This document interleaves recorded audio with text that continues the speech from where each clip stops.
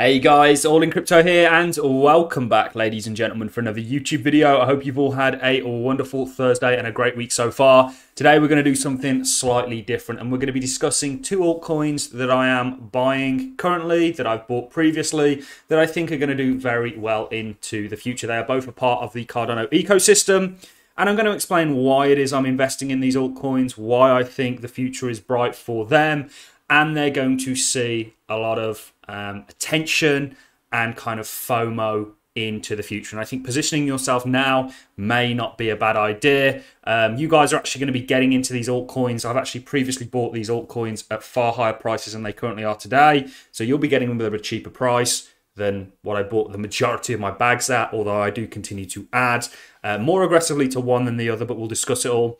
When the markets are typically in extreme fear, and this is certainly represented by the Bitcoin Fear and Greed Index, there's opportunities all over the place. It's up to you guys whether you choose to look at them or not. You know, are you a glass half full or half empty kind of individual? So we'll get into the two coins. I'll tell you where you can buy them both and leave a link to the description if you don't already have accounts with these exchanges. We'll start with the first one, which I'm more heavily buying than the second, and that is Ardana. Now, Ardana, of course, is a part of the Cardano ecosystem, and I think it's going to play an important role. It is a stablecoin protocol that essentially allows you to deposit your Cardano and borrow a stablecoin against it.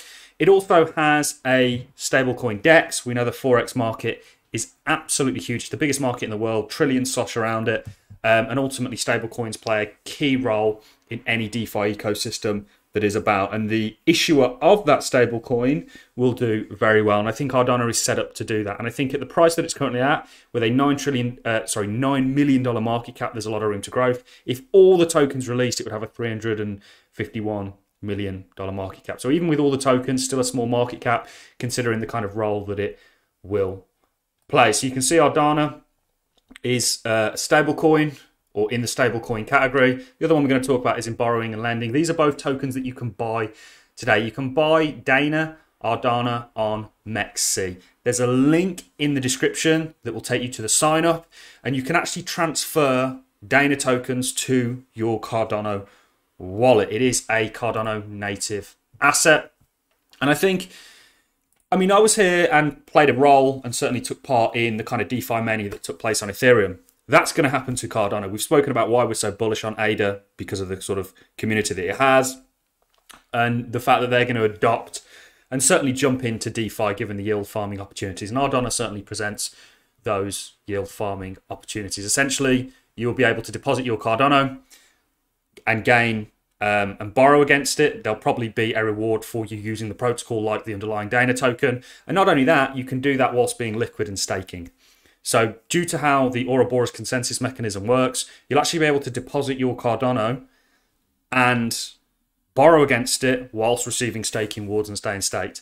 So there's a lot of opportunity for yield here. Then you'll be able to do things with those stablecoins. Like, for example, you could essentially go and buy more Cardano and deposit it back in the protocol and rinse and repeat. And providing that you don't get, there'll be a collateral. Whereas if you go below it, so if the price of Cardano goes below a certain point, then essentially you will get liquidated, but you'll keep the borrowed tokens, and obviously your collateral will get liquidated. So that's how I'm viewing this to work. Also, Dana tokens will get a reward of the protocol. They are planning on becoming a DAO into the future. Very interesting. The team and the roadmap is one thing that I love about this project, because they go right the way into 2023. So this is a project. These two projects, Ardana being the first one that we're talking about, are what I call seeds.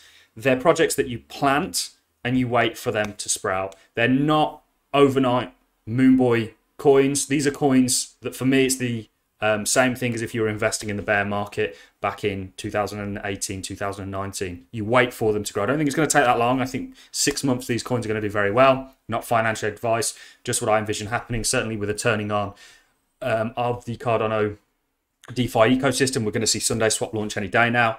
The yield farming opportunities are going to become very apparent. So Ardana is one that I'm very impressed with.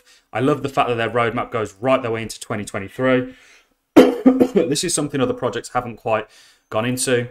And another thing that really impressed me, these guys, I think they got invested from Three Arrows Capital, which is typically been a very successful investment body. They've got an amazing team, guys. They really do. I mean, this guy was from the Central Bank of Jordan. They've got some really, really interesting team members. You know, this guy was an engineer at Microsoft, Barclays Bank, so on and so forth. So this is a project that I have really high hopes for. I think it's still in its early stage. There is risk that comes with that, but ultimately I think it's going to do very well. It could play a crucial role in, we have Djed, which is another stable coin. But what Djed don't have, or Coty don't have with Djed, is a DEX where you can swap in and out stable coins. And we know stable coins play a huge role, and certainly the Forex market, if that goes crypto, could play an even bigger role. So this is a coin that I'm very excited about, and I think is going to do very well. And I think you're getting it right now for an absolute steal. Since its release, typical with releases, because you have VC funds and other things that got in early with the private sale, they'll typically dump on the public sale, and this is essentially what you've seen. So you're getting in my opinion, at a good price, and I'll certainly be scooping more of this in, and this is going to be a coin that I'm actually going to add to my moon bag, because what we are doing is coming up with a series where we're going to pick 5 tokens to start with, throw $1,000 into each, because I think that's a reasonable figure for retail. If they wanted to mimic it, we're not suggesting anybody does that. It's just a little thought experiment and an episode, or a series that we're going to do on the channel to see where they end up at the end of the year. And Dana is most likely going to be put in there. So this is a token I'm extremely bullish on. You can buy it on MEXC. Link in the description. It will take you straight to the sign up. Typically with MEXC, what I'll do is I'll transfer my USDT over to these guys, over to the wallet, my MEXC wallet on my account, and then I'll swap into Dana, and I'll take it back into either one of my Eurois or Namis that I use, that's offline, ready, sort of stored, sat there. It's not something I'm trading, it's something I've invested in. The whole concept of investing is buying into something, holding it, and letting it ride. So that's enough on Ardana. Remember, you can get it from MEXC, link in the description. The next one is Paribus. Now, Paribus has sold off, but it's seen quite a bit of strength. A few things I don't like about, I'm going to have to be honest here, I don't like the fact that they launched on Ethereum. They launched as an ERC20 token, and I'll explain why. These guys have some amazing tokenomics, like the fact that they're deflationary. They have quite a large token burn that takes place, so these guys care about the price of their token, essentially. But the reason I like these guys is because they're doing something new and clever. They are a borrowing and lending protocol, but they're a borrowing and lending protocol with a twist.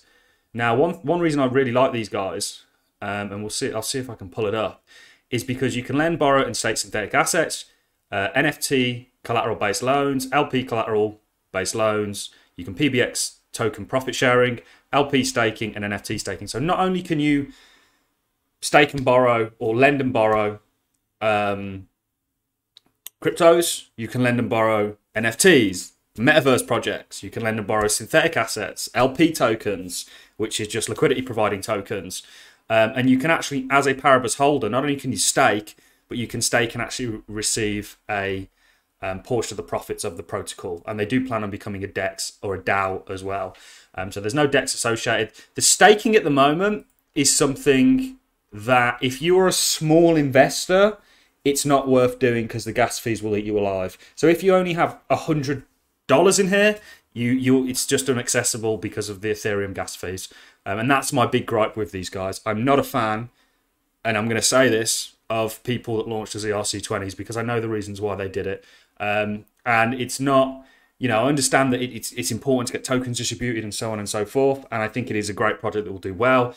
They are backed and are partners with the Orion Protocol. They have some amazing team as well. I'm a fan of the protocol. Saying that I'm not a fan that they launched on ERC20 is just because I don't like the fact that it really excludes retail.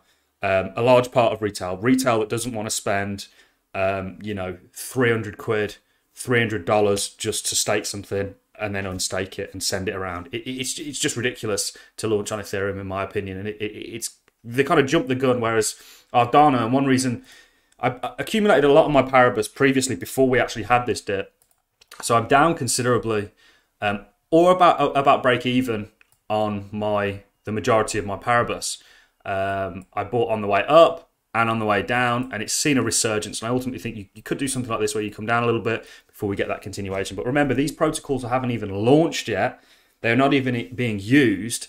That's all still to come, and that's the real value proposition with something like Paribus. And the fact that they're unique in the sense that they will allow you to borrow and lend and farm yields on anything, and they're going to be cross-chain. They are looking to implement an ERC20 converter, of course, where people will be able to, you could stake, for example, potentially, and you've got to remember, guys, the future is uncertain, and we've got to see how things play out. You could potentially stake, like, for example, a mana parcel of the metaverse on this protocol on the Cardano blockchain, but then, swap it back and forth. So it's very interesting, and the opportunities really open up when we're talking about these things. So these are two projects. CoinMarketCap has unaccurately represented the circulating supply. Come over to CoinGecko and you'll get the more accurate one. Circulating supply is around about 2.2 billion, with a total supply of 9 billion, 10 billion essentially. So there's a lot more, 1/5 essentially, over 1/5 of the overall supply is already in circulation. And also, if you stake this, you can mitigate the inflation rate, and they also are deflationary in their sort of property. So you can buy this on KuCoin. If you haven't got a KuCoin, KuCoin's brilliant for a number of... KuCoin's going to feature a number of other tokens that we're going to be going over in our Moonbag. So it's well worth getting a KuCoin account. Link in the description. Again, how I'll use a KuCoin is I'll send USDT over there and trade in and out via doing that. So MEXC for Dana. More heavily accumulating Dana than I am Paribus. I think Dana has a more certain future, I want to say. Neither of these are certain, but they are, for me, calculated, speculative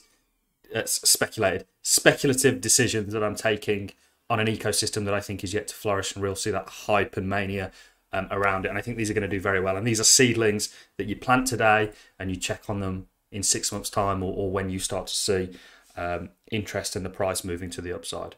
So that's really all I have for you. Remember, there's opportunities everywhere, guys. Whilst the market's in extreme fear, the best time to invest in crypto was, the bear market. Yet nobody was interested, and I understand why. I understand that this is a very money and hype-driven space still. But really, if you want to be a serious investor, you need to look for the opportunities. They won't find you. You need to find them.